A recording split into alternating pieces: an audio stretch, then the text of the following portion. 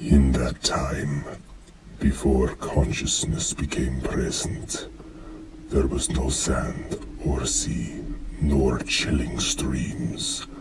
Ground was not found, nor were the heavens.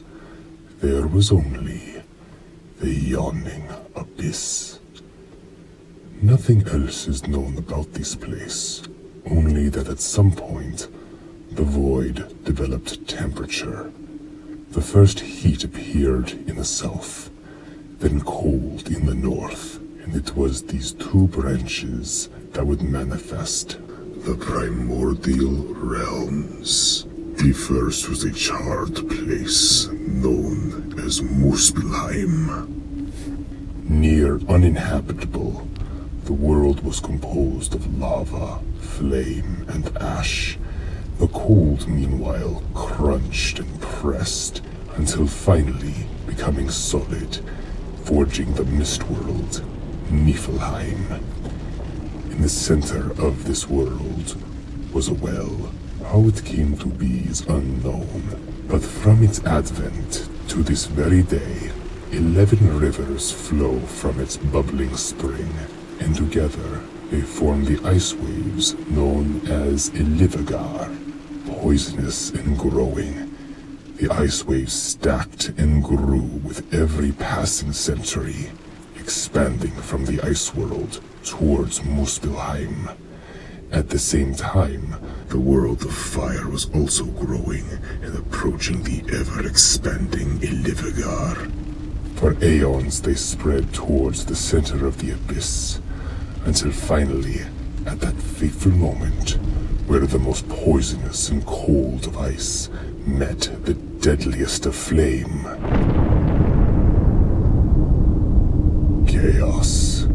Pure, unadulterated chaos. Ice melted and regrew, flames were quelled and heating, and amidst it all, something had occurred.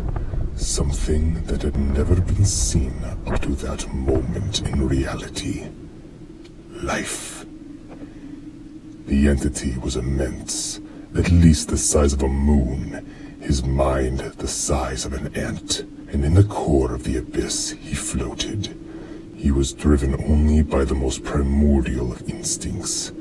This was Ymir, the father of giants. As he slept, his sweat gathered in his left armpit, and from that liquid came the first generation of giants. Now, since all were currently residing in an abyss of pure nothingness, all found themselves in need of nourishment, and, as luck would have it, another entity was born from the fire and ice, a cow named Abdumla. She was said to be around Ymir's size, and produced the richest of milk, from which the giant drank from her udders.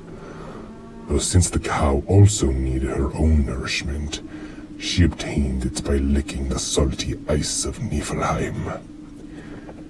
For a while, this strange reliance continued, Abdumla consuming the ice, and Ymir consuming her milk.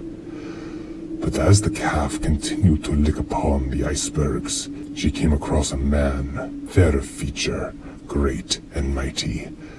This was Buri, and he would become the father of the gods.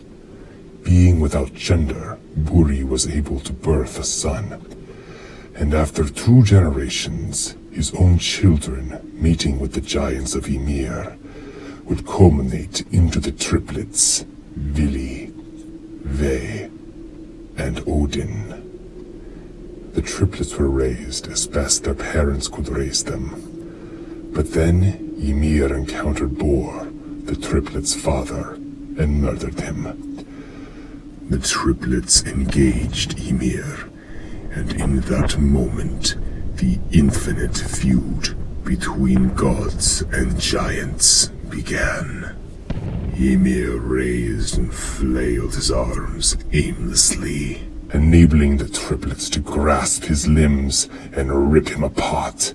And lo, Ymir, the first giant, fell.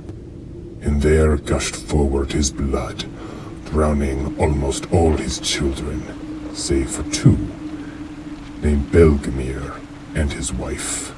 From Ymir's corpse, the brothers created Midgard, the world we currently stand on to this day.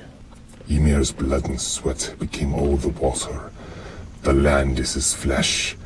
The crags of his bones and teeth became the gravel stones and mountains. And finally, Ymir's skull became the sky we look up to every day. And thus, our home was created. Now you're probably wondering how the other realms came to be. Well, that will be the subject of my next tale.